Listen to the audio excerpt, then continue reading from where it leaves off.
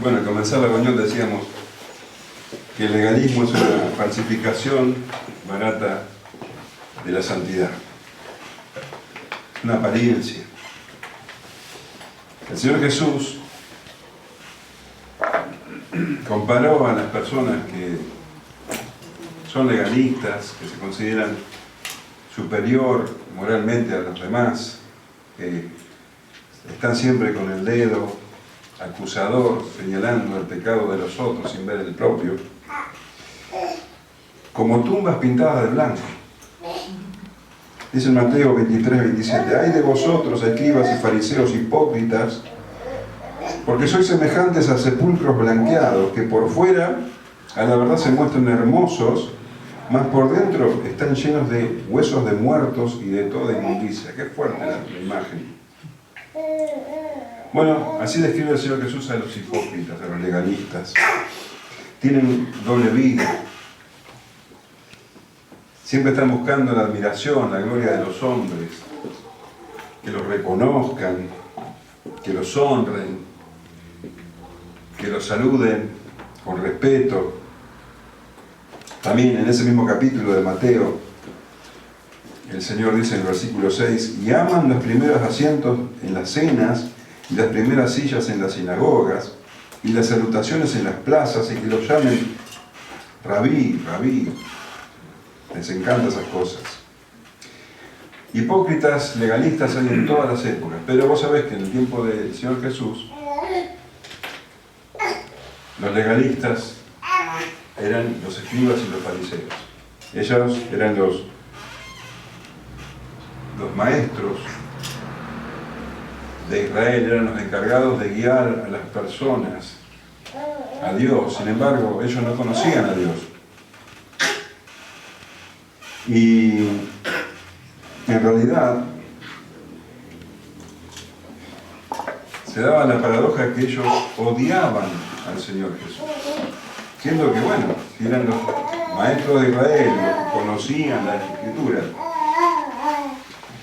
tendrían que haberlo reconocido, porque las profecías hablaban de él. Bueno, no, sin embargo, ellos no solamente no lo reconocían, sino que lo odiaban. Era una molestia para ellos. La sola presencia del Señor Jesús les hacía mal. De la misma manera que cuando una persona está acostumbrada a la oscuridad, de pronto se enciende una luz, bueno, se siente molesta. La luz alumbra lo que la oscuridad oculta. El Señor Jesús dice en Juan 3:20, «Porque todo aquel que hace lo malo aborrece la luz, y no viene a la luz para que sus obras no sean reprendidas». Claro, ellos, cuando eran expuestos por el Señor Jesús, quedaba esa doble vida que ellos llevaban, quedaba a la vista. Por eso lo odiaban tanto. El Señor Jesús es la luz. Es la luz. Y bueno, los escribas y los fariseos lo odiaban, porque en realidad ellos se esforzaban todo el tiempo para demostrar que eran superiores a los demás en cuanto a lo moral. Ellos se pasaban la vida cumpliendo con las normas de las tradiciones. En realidad ellos decían cumplir con la ley, pero lo que hacían era cumplir con las tradiciones. Esas tradiciones que enseñaban los maestros de una generación a otra, y que, aunque se basaban en la ley, las terminaban sepultando. Entonces ellos, bueno, dice que diezmaban el eneldo, el comino, la menta. Se ocupaban de nimiedades, de cosas sin importancia. Dice que ayunaban 2 veces a la semana. Nadie les pidió, la ley no dice eso. Guardaban el sábado de una manera meticulosa, se lavaban ceremonialmente antes de cada comida, y ellos pensaban que con esas cosas Dios estaba contento con ellos, que eran justos. Y venía el Señor Jesús y les decía que Dios no se impresionaba por eso, que a Dios no le importaba esas cosas. Le decía, por ejemplo, lo leemos en Mateo 9:13, id pues y aprended lo que significa misericordia quiero y no sacrificio. Mirá qué lejos estaban de entender a Dios. Ellos pensaban que lo que Dios quería eran los sacrificios. Y el Señor les muestra que no, lo que Dios quiere es la misericordia. Porque no he venido a llamar a justos, sino a pecadores al arrepentimiento. Y ellos se jactaban de su moralidad y acusaban al resto de las personas que no hacían lo que ellos hacían como los pecadores. Y ellos no se juntaban con los pecadores.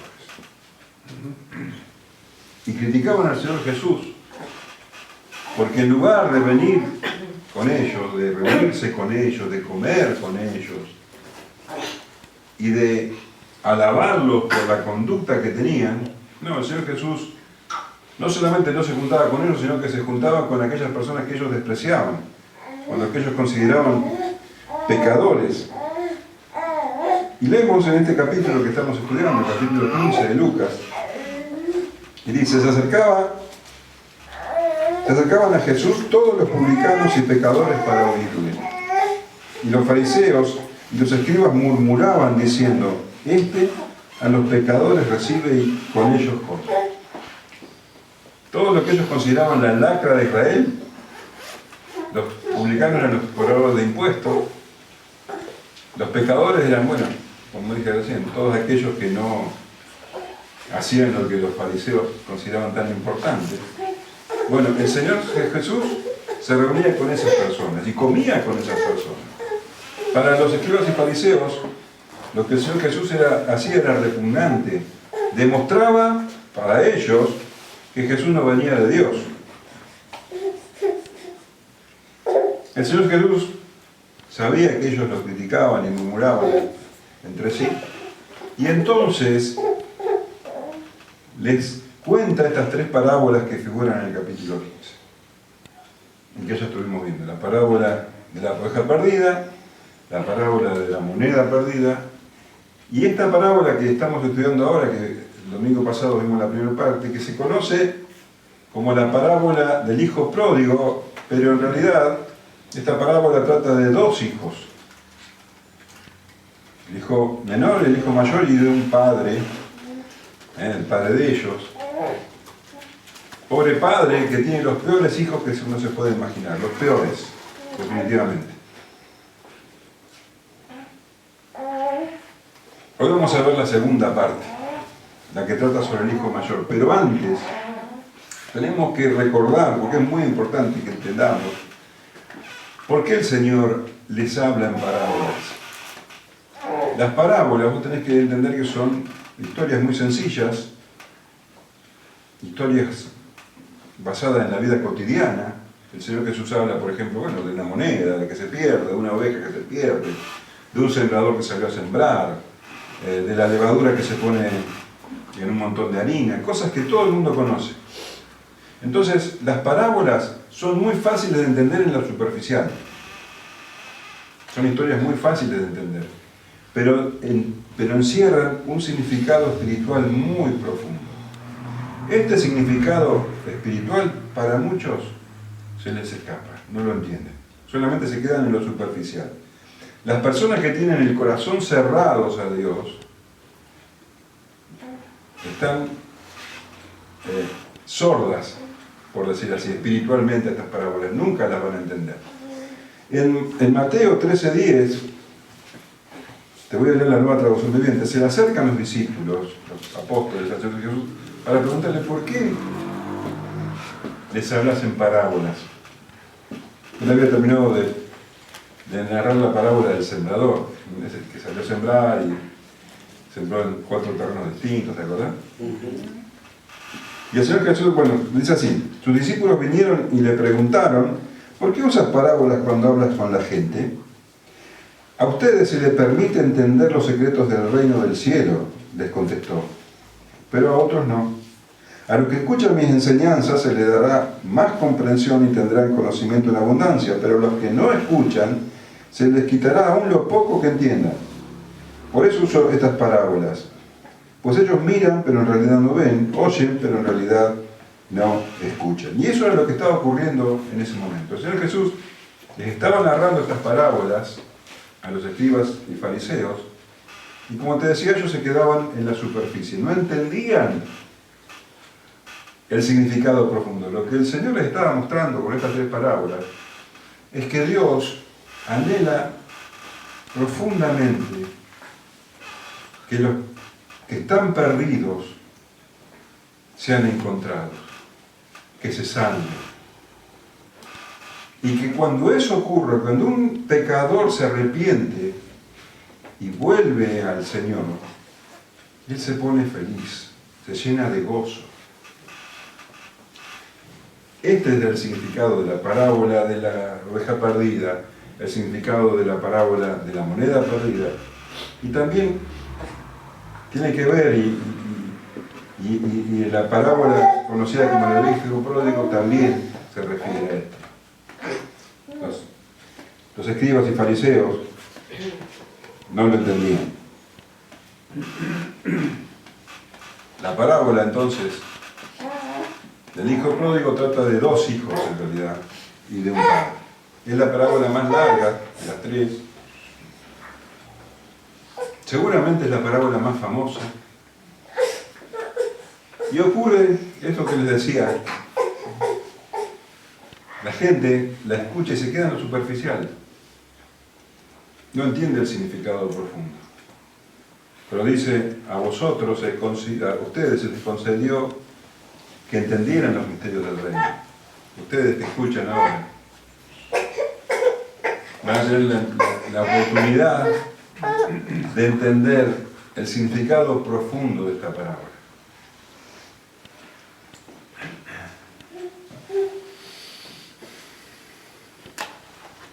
Comienza con la historia de uno de los hijos, el hijo menor. Muy mal hijo, el peor de los hijos. Este hijo menor hizo algo que para la mentalidad del judío de esa época era aberrante, inexplicable, impensable. Fue delante del padre y le dijo que le diera lo que le correspondía como herencia, estando el padre en vida. Él, como hijo menor,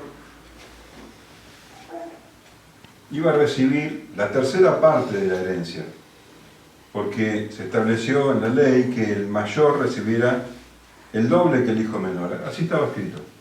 Entonces a él le correspondía, cuando muera el padre, la tercera parte. Sin embargo, él no quería esperar a eso, él quería ser libre, quería hacer su propia vida, y fue y le dijo al padre, dame la parte que me corresponde. Esto era un insulto abierto al padre en esa clase de cultura. Era como decirle, quiero que te mueras, no me importa, no quiero estar más bajo tu autoridad, te rechazo por completo.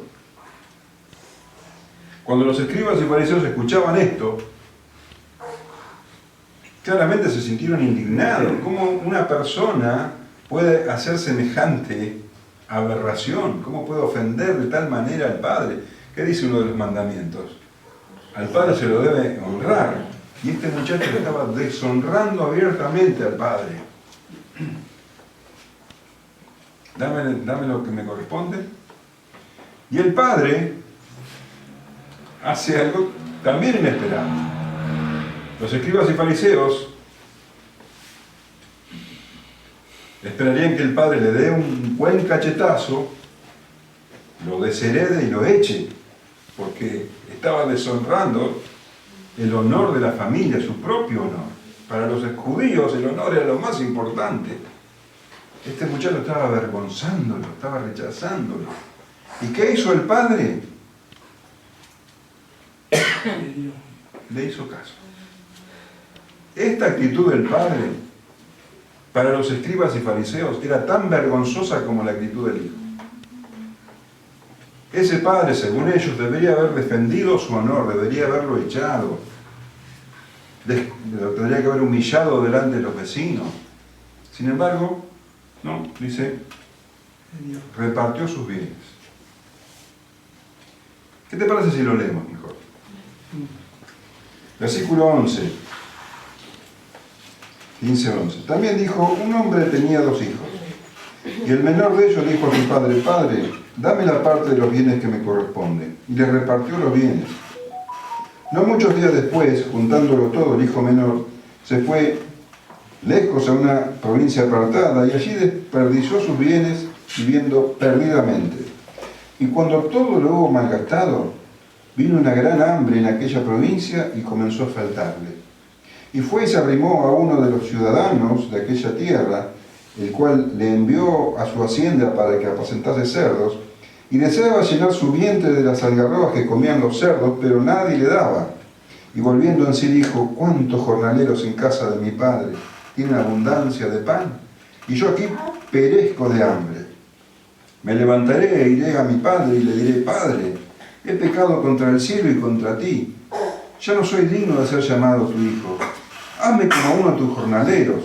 Y levantándose vino a su padre, y cuando aún estaba lejos, lo vio su padre, y fue movido a misericordia, y corrió y se echó sobre su cuello y le besó. Y el hijo le dijo, Padre, he pecado contra el cielo y contra ti, y ya no soy digno de ser llamado tu hijo.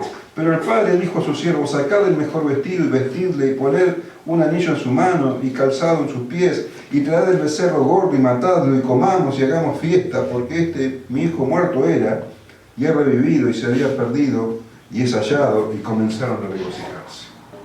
Entonces este hijo, como leemos, recibió la parte que le correspondía cuando el padre muriera, la recibió en vida. El otro hijo, el mayor, que no hizo nada, no vemos que se haya quejado, no vemos que haya defendido al padre, ni que haya exhortado a su hermano menor para convencerlo de que no haga eso. Él simplemente recibió lo que le correspondía también, pero siguió al lado de su padre. Y dice que después de unos días, se ve que tardó unos días en vender la herencia, lo cual también era aberrante a los ojos de los judíos, porque la herencia es el trabajo no solamente del padre, sino de toda la familia anterior, de todos sus antepasados. Entonces este muchacho estaba renunciando, estaba rechazando a su padre, y estaba rechazando a toda su familia, a todo su legado, al mal vender esa herencia, para irse a otra provincia, irse lejos, que también era aberrante para un judío. Rechazó a su padre, rechazó a su familia y rechazó a su nación. Lo peor de lo peor. Y para vivir, dice, como se diría hoy, la vida loca. Claro, allá lejos vivió la vida que él quiso. Habrá tenido amigos, amantes, placeres, que se acabaron enseguida. Donde se acabó el dinero, porque el dinero se acaba rápido, si lo malgastás, dice que se quedó sin nada y se quedó solo. Todos sus amigos y todos sus amantes lo dejaron solo, se olvidaron de él. Y vos pensarás, bueno, esta era la ocasión en que él podía volver al padre. No, todavía él podía seguir solo. Pero dice que vino una gran hambruna a ese lugar. Llegó para todos una crisis económica atroz. Estamos hablando de hambre verdadera. Y en esas hambrunas no había qué comer verdaderamente. Fíjate, estaba en crisis personal, ahora se suma la crisis general. Empieza a pasar hambre, dice que le faltaba por primera vez en su vida, el que estaba acostumbrado a vivir bien. ¿Y esta hubiera sido la ocasión de volver al padre? Sí, pero no. Él dijo, no, voy a seguir mi camino. Y empezó a mendigar. Dice que se apegó, como es que dice, se arrimó, dices, a un hombre. Esto quiere decir que empezó a cargosearlo, que empezó a pedirle comida, pedirle que lo ayude. Y se ve que este hombre, para sacárselo encima, lo mandó a apacentar cerdos. Y esta es la peor humillación que puede vivir un judío. Para los judíos, los cerdos eran animales inmundos. Nadie, ningún judío, no solamente no podía comer carne de cerdo, si no quería acercarse, era repulsivo. Y ahí estaba este muchacho, ahora, apacentando cerdos.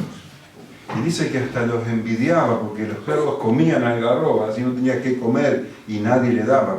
Las algarrobas eran comida que los hombres no pueden digerir. Si hubiera podido digerirlo, se comía la comida de los cerdos. O sea, literalmente este hombre estaba viviendo en un chiquero, estaba viviendo como un cerdo. Lo que los judíos, los escribas y fariseos no podían entender es que lo que estaba describiendo el Señor Jesús era la vida de los pecadores. Espiritualmente viven sucios, inmundos, viviendo como cerdos y cada vez cayendo más abajo. Y dice que en este momento fue que volvió en sí.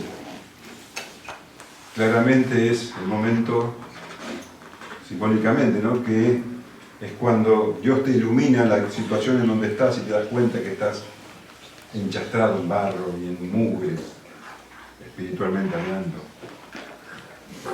Y empezó a pensar de manera diferente a como estaba pensando hasta ese momento.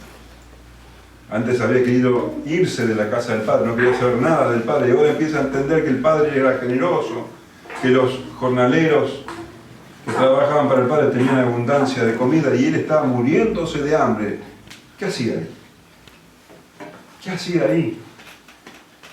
Lo mejor que podía hacer era levantarse y volver al Padre sin nada que ofrecerle, pero pidiéndole por favor que lo dejara ser, no un hijo, por supuesto, sino otro jornalero más, que le permitiera trabajar para él. Y eso fue lo que hizo. Y los escribas y fariseos, cuando escuchaban esto, también se indignarían. ¿Cómo iba a tener la osadía de volver así, después de todo lo que hizo? Si tendría dinero, el dinero que se había llevado, bueno, podría devolverle al Padre y tal vez de esa manera podría decir, pero así como estaba, sucio, oloroso, repulsivo, ¿cómo se iba a presentar delante del Padre? Lo que esperaban era que si este muchacho volvía, el Padre no lo recibiera. Eso era lo que debería haber hecho según ellos el Padre. Sin embargo, ocurrió todo lo contrario. Dice que el Padre estaba mirando, y era algo que seguramente hacía todos los días, estaba esperando ver a su hijo. Y cuando lo vio de lejos, en vez de hacerse el ofendido, el herido, no. Dice que corrió a él. Y los judíos, los escribas y fariseos, también consideraban esta acción como algo vergonzosa. Ese hombre, ese padre, para los fariseos, estaba actuando de manera vergonzante, sin ninguna clase de honor. Los judíos vestían túnicas como vestidos, y para correr era necesario que se levante la túnica y descubra sus piernas para no tropezar. Que eso lo haga un anciano era doblemente vergonzoso. Y ese padre se estaba avergonzando por su hijo, para ir a su encuentro, antes de que los vecinos lo insultaran y lo agredieran. Y dice que fue y se abrazó a él. Ese muchacho que venía de estar con los cerdos, completamente sucio, inmundo, oloroso, flaco, las ropas andrajosas, el Padre lo cubrió de un abrazo y lo besó. Y el muchacho, conmovido, empezó a decirle todo lo que había ensayado. Padre, he pecado contra el cielo. El Padre no escuchaba. Mientras él quería decir, voy a trabajar para vos, el Padre estaba en otra cosa. Le ordenó a sus siervos, tráiganle el mejor vestido y tráiganle un anillo y calcen sus pies. Ustedes saben, el domingo pasado lo hablamos, que cada una de esas cosas tenía un significado. El mejor vestido era el de él. Le estaba dando la autoridad, le estaba poniendo el anillo de la familia, le estaba restaurando todo lo que él no merecía tener, el Padre se lo estaba dando. Un hijo en toda su dimensión. Y tanto era el gozo que dijo, traed el becerro gordo y comamos y hagamos fiesta. El becerro gordo, que estaba siendo alimentado, todas las familias pudientes tenían un becerro gordo para alguna ocasión especial, como por ejemplo el casamiento del hijo mayor. Esta era una ocasión especial, porque dice, mi hijo muerto era y ha revivido, se había perdido y es hallado. Esa ocasión era la ocasión especial. Lo que el Señor Jesús estaba describiendo era la alegría de Dios al recibir a un pecador arrepentido. Dios tiene tanto gozo que hace fiesta en el cielo. Pero los escribas y fariseos no entendían ese lado espiritual. Para ellos, ese hijo era algo abominable, vergonzoso, y lo que el padre estaba haciendo era también vergonzoso. Así lo veían ellos. Y dice que en la parábola el padre estaba tan feliz que todos comenzaron a regocijarse, así dice, y comenzaron a regocijarse con él. Había fiesta. Todos comenzaron a regocijarse menos una persona. Una persona que en realidad tendría que haber sido uno de los que más alegría tendrían que haber tenido. Vamos a seguir leyendo. Versículo 25. Y su hijo mayor estaba en el campo. Y cuando vino y llegó cerca de la casa, oyó la música y las danzas, y llamando a uno de los criados le preguntó qué era aquello. Y él le dijo, tu hermano ha venido, y tu padre ha hecho matar el becerro gordo, por haberle recibido bueno y sano. Entonces se enojó y no quería entrar. Salió por tanto su padre y le rogaba que entrase. Mas él, respondiendo, dijo al padre, he aquí tantos años te sirvo, no habiéndote desobedecido jamás, y nunca me has dado ni un cabrito para gozarme con mis amigos. Pero cuando vino este tu hijo, que ha consumido tus bienes con rameras, has hecho matar para él el becerro gordo.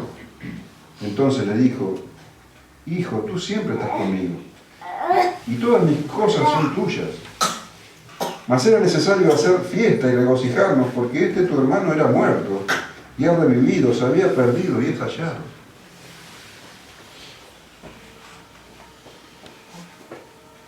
Aunque los escribas y fariseos no entendieran el significado de la parábola, la verdad es que ese hijo mayor los representaba a ellos. El hijo menor representaba a esos pecadores que ellos despreciaban. Cuando uno de esos pecadores se arrepentía, Dios se llena de gozo. Ahora, este hijo los representaba a ellos y a todos los legalistas y a todos aquellos que se creen moralmente superiores al resto de las personas. Este hombre nunca vivió como un hijo pródigo. Él siempre estuvo trabajando en el campo.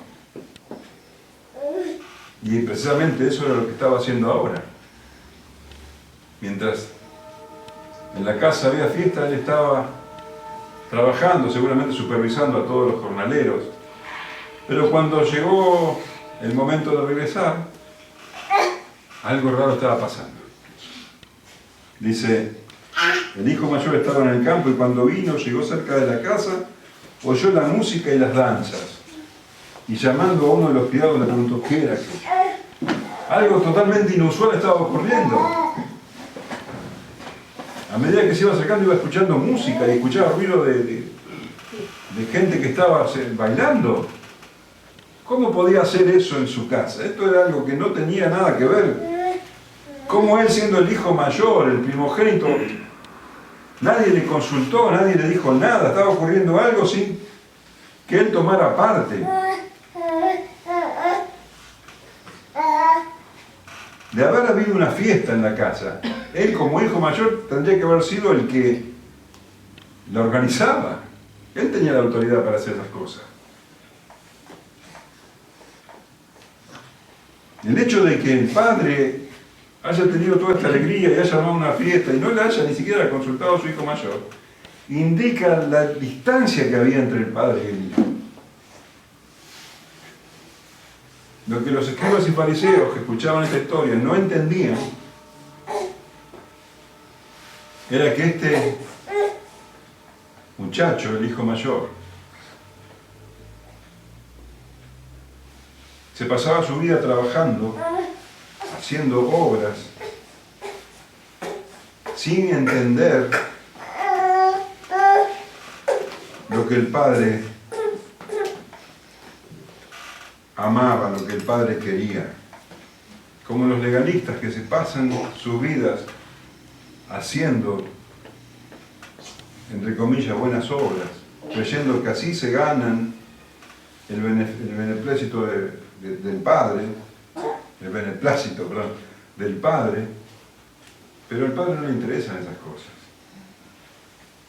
Hoy decíamos ayunan y hacen todas esas cosas como si con eso se ganaran la salvación.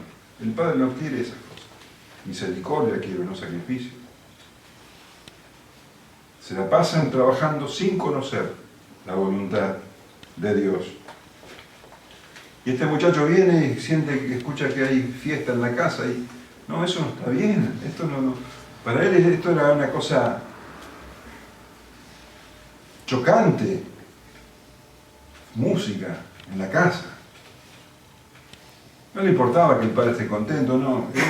Él se sentía ofendido porque nadie le había consultado. Si hubiera tenido otra actitud, hubiera entrado a la casa, hubiera visto qué pasa, hubiera preguntado al padre, hubiera participado de la fiesta, no, pero él se sentía completamente ofendido. Y en vez de hacer eso que acabo de decir, le preguntó a un criado qué estaba ocurriendo. Él le dijo, tu hermano ha venido y tu padre ha hecho matar el becerro gordo por haberle recibido bueno y sano. Y entonces se enojó y no quería entrar. Salió por tanto su padre y le rogaba que entrase. Vos fijate este hombre. El criado le informa, tu hermano, ese hermano que se fue hace tiempo, volvió bueno y sano.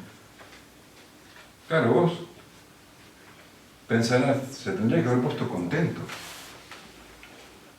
No, los escribas y fariseos cuando escuchaban eso, pensaban, por fin, alguien está obrando con sabiduría. El hijo ese mayor, el hijo menor, cualquier cosa, es un degenerado. El padre no tiene honor. Bueno, pero acá está el hermano mayor, que era el que los representaba a ellos, que por fin que reaccionó como correspondía, se enojó. Él iba a defender el honor de la familia.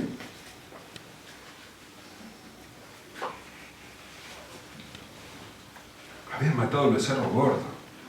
Estaban haciendo fiesta. Ese becerro que le correspondía a él. Cuando él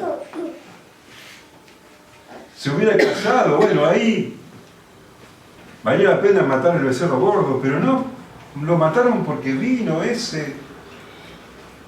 Vaya a saber las palabras que había en su mente, ¿no? Contra este muchacho. Era lógico para los escribas y fariseos que se indignara,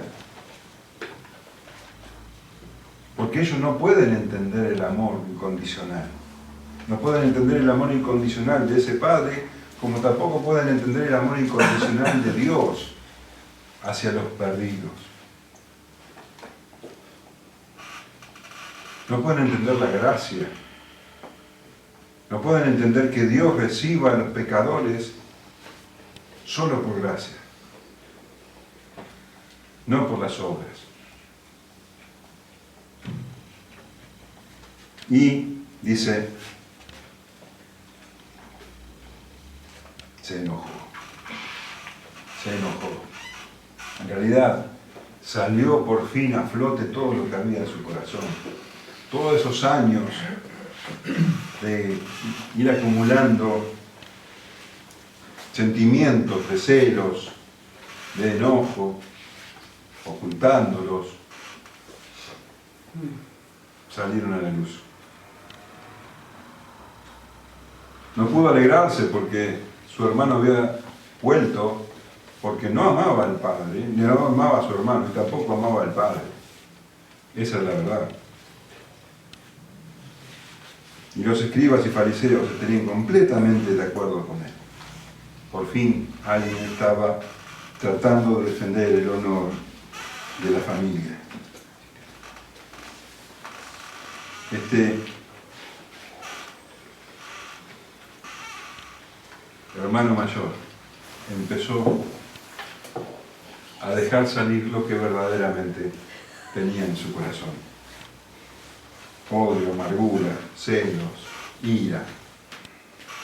En Mateo 23-28 el Señor Jesús dice: así también vosotros por fuera la verdad os mostráis justos a los hombres, pero por dentro estáis llenos de hipocresía y de iniquidad. Y la verdad que este muchacho, el hermano mayor, estaba aún en una posición peor que la del hermano menor. Porque el hermano menor sabía que era un pecador y llegó a arrepentirse, pero él estaba en una posición donde se creía superior, se creía mejor. Y los que están en esa situación de creerse superior a los demás, les resulta muy difícil arrepentirse porque se consideran justos. Los pecadores son los demás, pero ellos son los justos. Y en esa posición estaba este hombre. Y dice que salió por tanto su padre y le rogaba que entrase. Como él no quería entrar, el padre salió a buscarlo y mostró la misma misericordia que había tenido con su hijo menor.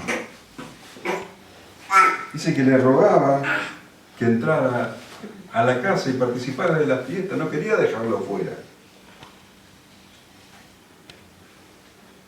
Lo que los escribas y fariseos no entendían, que esa era la actitud del Señor Jesús con ellos.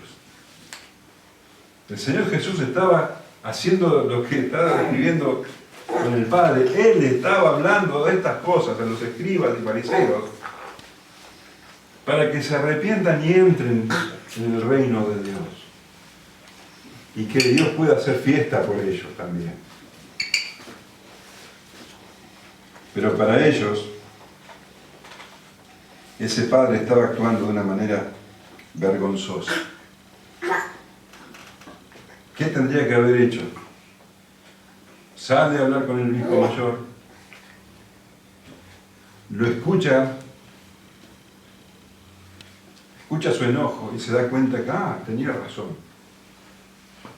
Entonces el padre, según ellos, sería el que debía arrepentirse, pedirle perdón al hijo mayor, entrar, sacar a patadas al hijo menor, humillarlo, y ahí el orden y el honor se hubieran restablecido según los escribas y fariseos. Pero eso no fue lo que ocurrió. Este relato iba tomando una dirección que no les agradaba para nada. Le rogaba que entrase. Mas él, respondiendo, dijo al padre: he aquí, tantos años te sirvo, no habiéndote desobedecido jamás, y nunca me has dado ni un cabrito para gozarme con mis amigos. Ahí está saliendo toda la ira, toda la amargura, todo el resentimiento reprimido a lo largo de todos esos años. Todo lo que había en su corazón. El Señor Jesús en Mateo 15-18 dice: pero de lo que sale de la boca del corazón sale. Y esto contamina al hombre, porque del corazón salen los malos pensamientos, los homicidios, los adulterios, las fornicaciones, los hurtos, los falsos testimonios, las blasfemias. Y así salía como borbotones la amargura, el resentimiento. Y lo que quedaba en evidencia, que ese muchacho nunca había amado al padre, no amaba a su hermano, pero se amaba a sí mismo. Yo, todo lo que hice, nadie me reconoce. Los demás son los malos. El único bueno era él. Él hacía todo bien. Tantos años de sirvo.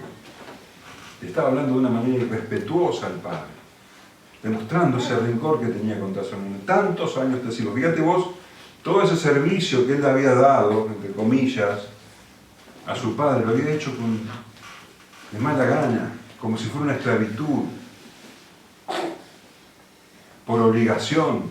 Tantos años te sirvo, una obligación pesada, monótona. Es lo único que estaba esperando en realidad. Era la herencia. No le importaba al padre, no amaba al padre. Y entonces, ¿cuál era la diferencia con el hermano menor? Solamente que el hermano menor tomó otro camino, pero en el corazón eran los dos iguales. Los dos estaban esperando por la herencia para poder disfrutarla cada uno a su manera. Simplemente el camino que tomó cada uno era distinto, pero el corazón era el mismo. Era un hipócrita, que se demostraba por fuera justo, pero adentro era pura maldad, amargura. Y se consideraba que nunca había hecho nada malo. No habiéndote desobedecido jamás, yo hice todo bien. Hice todo bien. El otro hizo todo mal y yo hice todo bien. Consideraba que él se había ganado la herencia con sus obras. ¿Te das cuenta del pensamiento del legalista? Que piensa que se va a ganar el reino de Dios por sus obras. Ellos ven el pecado del otro, pero no pueden ver el suyo. Son como esos 99 justos que no necesitaban arrepentimiento de la parábola de la oveja perdida. Es el pensamiento del joven rico. ¿Te acordás de ese que fue al Señor Jesús? Lucas 18:20. El Señor Jesús le dice: los mandamientos sabes, no adulterarás, no matarás, no hurtarás, no dirás falso testimonio, honra a tu padre y a tu madre. Él le dijo: todo esto lo he guardado desde mi juventud. Todo lo hice bien. ¿Cómo se va a arrepentir una persona que hizo todo bien según ellos? Y seguía descargando la ira. Nunca me has dado ni un cabrito para gozarme con mis amigos. Nunca hiciste fiesta por mí. Lo que él no entendía es que el Señor Jesús está demostrando que así como ese padre nunca hizo fiesta por todo lo que hizo el hijo, Dios no hace fiesta por una persona que hace obras. Dios no hace fiesta por alguien que ayuna 2 semanas, que da sus diezmos y que guarda los días. Dios no hace fiesta por eso. Dios hace fiesta cuando un pecador se arrepiente. Las obras no sorprenden a Dios.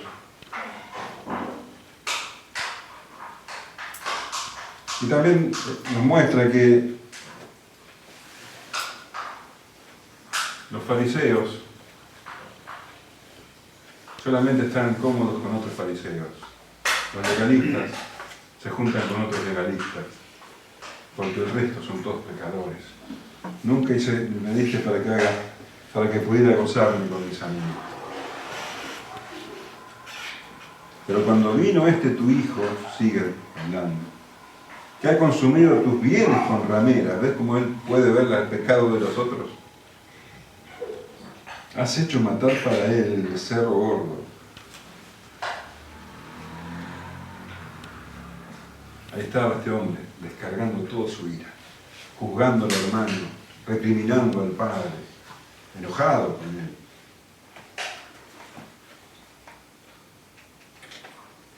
Y fíjate en esa imagen, una imagen impactante.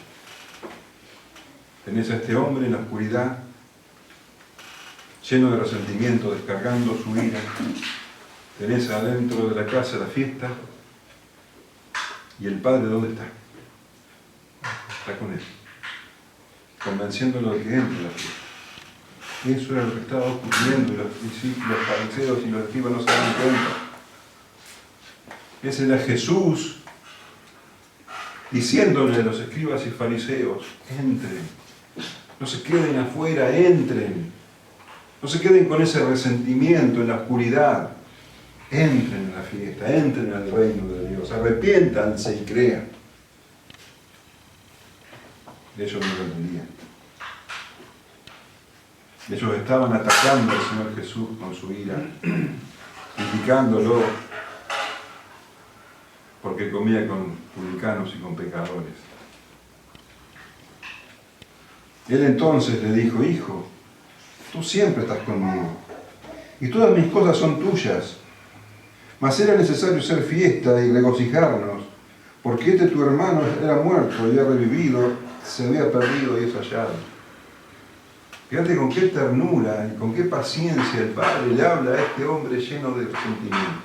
Y le dice hijo, pero en el original, en el griego original, esa palabra traducida por hijo es niño. Fíjate la ternura. Niño. Dejá esas cosas que no sirven. Tú siempre estás conmigo y todas mis cosas son tuyas. Esa era lo que había pasado. Él ya le había dado la herencia, ¿te acordás? Al hijo mayor. Todas las cosas eran de él. Y es lo que hizo Dios con el pueblo de Israel. Le dio todos los privilegios. En Romanos 9:4 leemos que son israelitas, de los cuales son la adopción, la gloria, el pacto, la promulgación de la ley, el culto y las promesas, de quienes son los patriarcas y de los cuales según la carne vino Cristo, el cual es Dios por sobre todas las cosas, bendito por los siglos. Amén. Eso es lo que hizo Dios con el pueblo de Israel. Y ellos lo desecharon. Y dicen: todas mis cosas son tuyas, mas era necesario hacer fiesta y regocijarnos porque tu hermano era muerto y ha revivido, se había perdido y es hallado.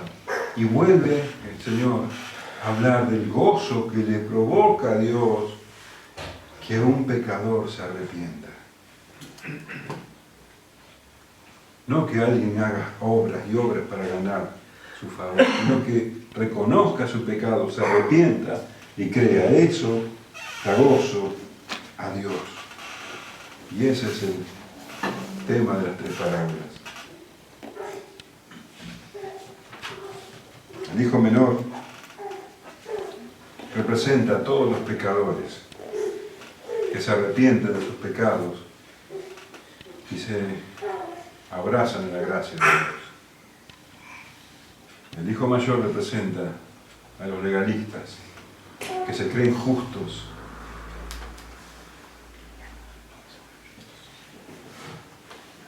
y se indignan por la gracia y no quieren recibir a Dios, al Señor Jesús. Y la parábola termina de manera abrupta. Termina con el padre diciendo: era necesario hacer fiesta. Pero no sabemos qué pasó después. ¿Cómo termina la parábola? ¿Qué hizo el hijo mayor? El padre sale a buscarlo. ¿Qué pasó? ¿Qué dijo? ¿Qué hizo? Quisiéramos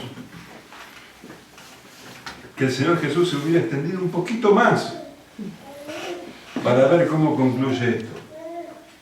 Pero el Señor la dejó ahí. Y seguro, no cabe duda, que lo hizo a propósito. ¿Cuál es el final? Hay que completarlo. Si vos fuiste alcanzado por la gracia, y vos conocés el amor de Dios, seguramente que el final que pondrías a esta parábola, yo lo haría así, es: ante el amor del Padre, la paciencia de ese Padre, el hijo mayor se dio cuenta de su maldad, de su insolencia, y pidió perdón, se abrazó a él y entraron juntos a la fiesta. Abrazó a su hermano y y celebraron toda la noche. Ese sería un final maravilloso de la parábola, ¿no? ¿Te gustaría? Qué lindo, ¿no? Pero tenemos que entender que el Señor Jesús estaba hablando, estaba contando esta parábola, narrando esta parábola a los escribas y fariseos. Y les dejó a los escribas y fariseos que terminaran esa parábola.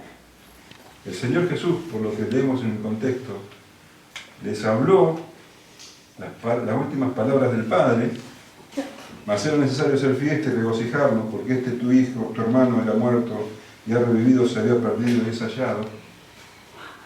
Y se fue, porque después vemos que el Señor Jesús está con sus discípulos, ya no está más con ellos. Quiere decir que los dejó con la boca abierta sin terminar la parábola. Y lo hizo adrede. Lo hizo para que se quedaran pensando. Para que ellos, cada uno, terminara ese relato. El final estaba en las manos de los escribas y de los fariseos.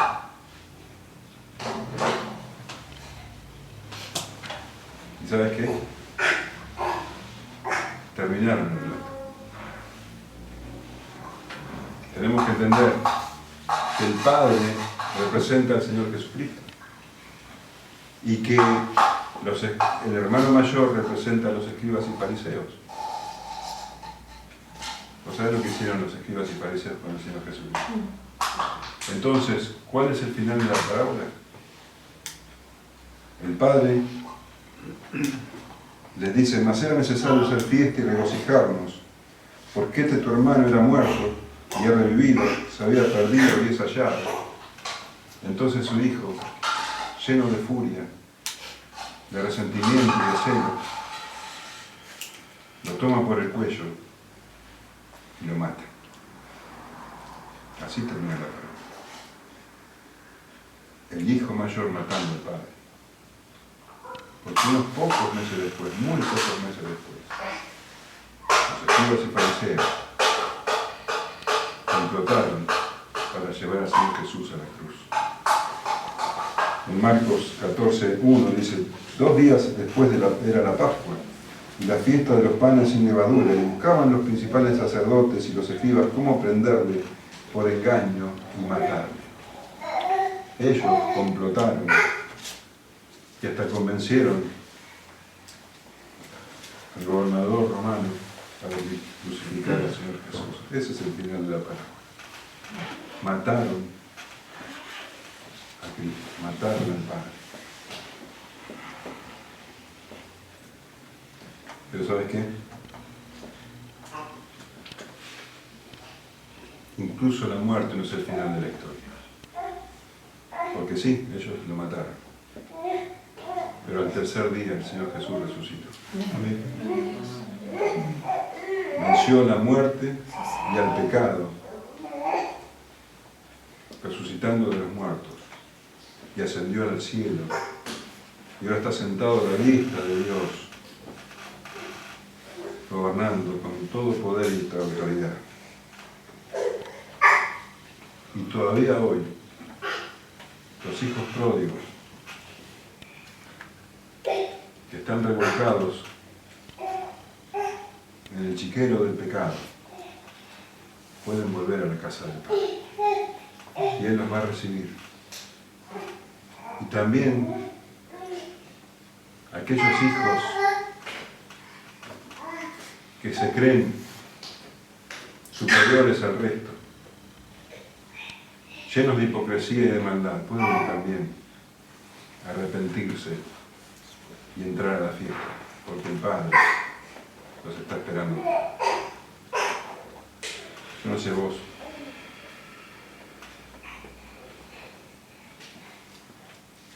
tal vez ya estés en la fiesta, tal vez no, tal vez seas uno de los que están en el chiquero, tal vez seas uno de los hipócritas, pero todavía es tiempo. Y la fiesta va a comenzar apenas vos vengas. El Padre te está esperando. Amén. Amén.